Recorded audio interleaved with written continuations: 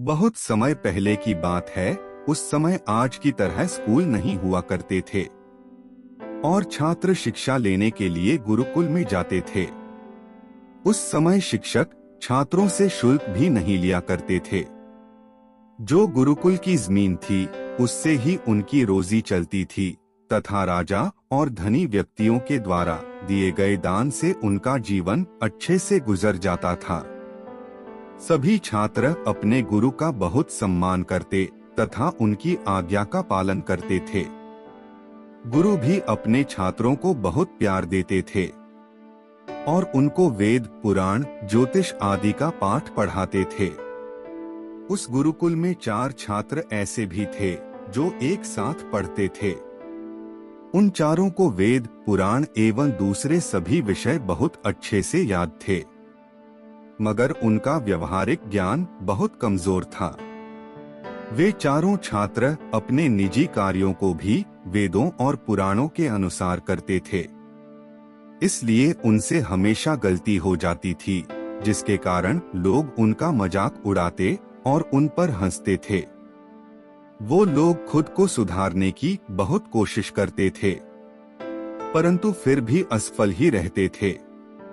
पूरे 12 साल की पढ़ाई के बाद वे लोग सभी विधाओं में निपुण हो चुके थे और इसके बाद वे लोग अपने गुरु से आज्ञा लेकर अपने घर की ओर चल दिए।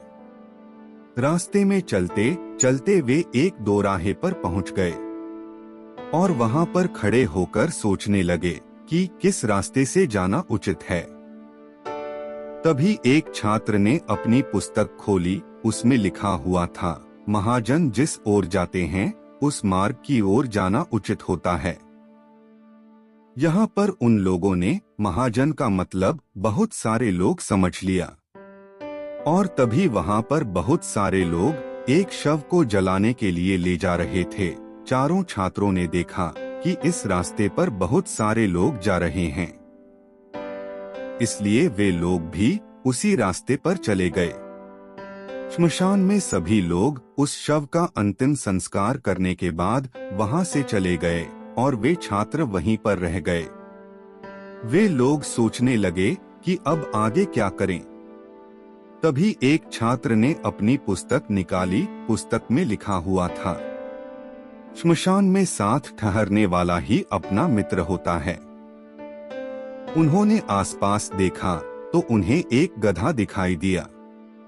वे लोग उस गधे को अपना मित्र समझकर उसे प्यार करने लगे और तभी वहां पर एक घोड़ा तेजी से दौड़ता हुआ आया और फिर तीसरे छात्र ने अपनी पुस्तक खोली। उसमें लिखा हुआ था कि धर्म की चाल तेज होती है। इतना पढ़ते ही वे लोग उस घोड़े को ही धर्म समझने लगे।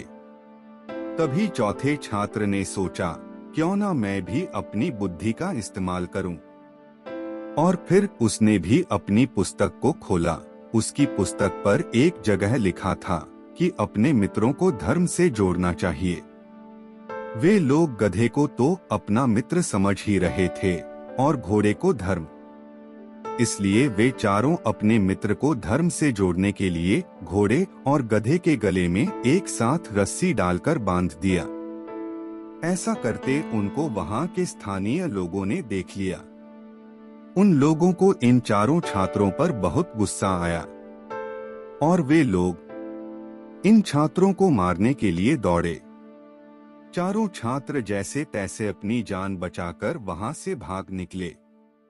भागते हुए रास्ते में उन्हें एक नदी दिखाई दी। चारों छात्र तैरना नहीं जानते थे, इसलिए उन लोगों के सामने नदी पार करने की समस्या उत्पन्न हुई। तभी उनमें से एक छात्र ने अपनी पुस्तक खोली तो उसमें लिखा हुआ था कि जो भी पात्र आएगा वह नदी पार कराएगा। इतना पढ़ते ही उस छात्र ने नदी की ओर देखा तो एक पत्ता नदी के बहाव के साथ बहता हुआ आ रहा था। उस छात्र ने बिना सोचे समझे ही उस पत्ते को पकड़ने के लिए नदी में छलांग लगा दी। उसे तैरना तो आता नहीं था, इस कारण वह नदी के तेज बहाव में बहने लगा।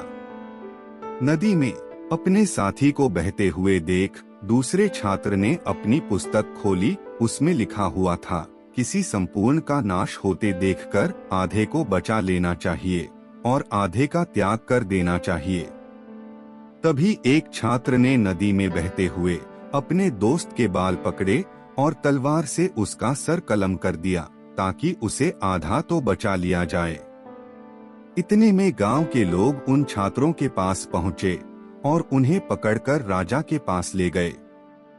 राजा ने अपने साथी का सर काटने वाले छात्र को मृत्युदंड दिया और बाकी के छात्रों को कारागार में बंद कर दिया।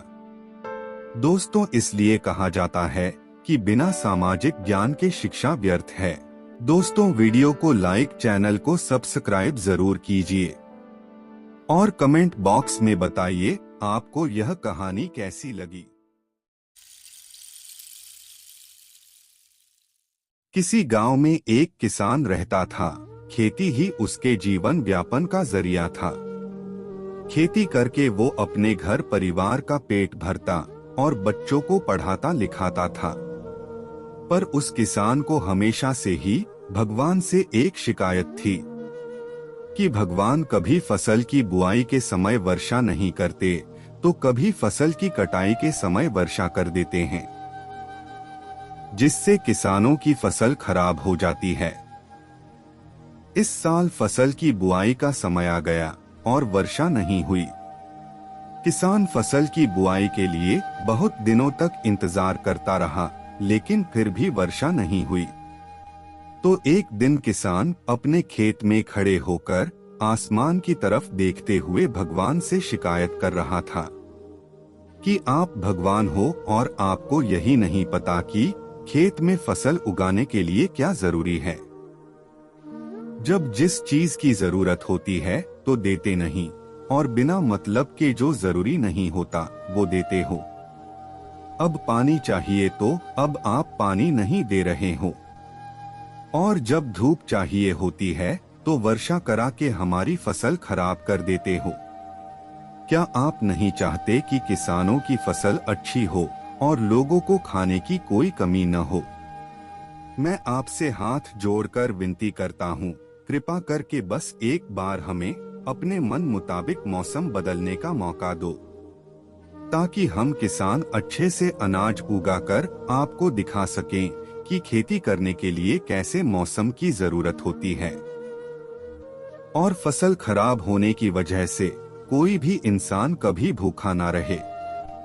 और तभी भगवान उस किसान के सामने प्रकट हुए और हंसते हुए बोले, अच्छा ठीक है, इस फसल की बुआई और कटाई तक तुम जैसा मौसम चाहोगे वैसा ही रहेगा। इतना कह के भगवान चले गए। वह किसान बहुत खुश हुआ। उसने अपने हिसाब से अच्छी फसल के लिए जितना पानी जरूरी था उतनी ही वर्षा करवाई। फसल को अच्छे से खाद पानी दिया, आंधी तूफान आने ही नहीं दिया और ना ही तेज धूप करवाई, ना ही तेज हवा को आने दिया, ताकि फसल को कोई भी नुकसान ना हो। ऐसे ही समय बीतते गया और देखते ही देखते एक अच्छी फसल तैयार हो गई। किसान फसल को देख के बहुत खुश हुआ और बोला, देखो भगवान, अब आपको पता चला कि अच्छी फसल के लिए कैसा मौसम जरूरी होता है। अगले दिन किसान फसल काटने पहुंचा। जैसे ही फसल काटने लगा तो देखा कि इस फसल की बालियों में तो दाना ही नहीं है, और तुरंत ही सारी फसल को छू छू कर देखने लगा। फिर उसने देखा कि किसी भी फसल की बालियों में एक भी दाना नहीं है। वो बहुत दुखी हुआ और रोने लगा। थोड़ा देर शांत होने के बाद उसने भगवान से पूछा, हे भगवान, ये अन्याय मेरे साथ ही क्यों किया? मैंने तो अच्छी फसल के लिए सारे जरूरी इंतजाम किए थे, फिर भी मेरी फसल में दाना क्यों नहीं है? फिर भगवान वापस से आए और बोले, बेटा, मैंने तेरे साथ अन्याय नहीं किया है, बल्कि तूने ही अपनी फसलों के साथ खुद ऐसा किया है।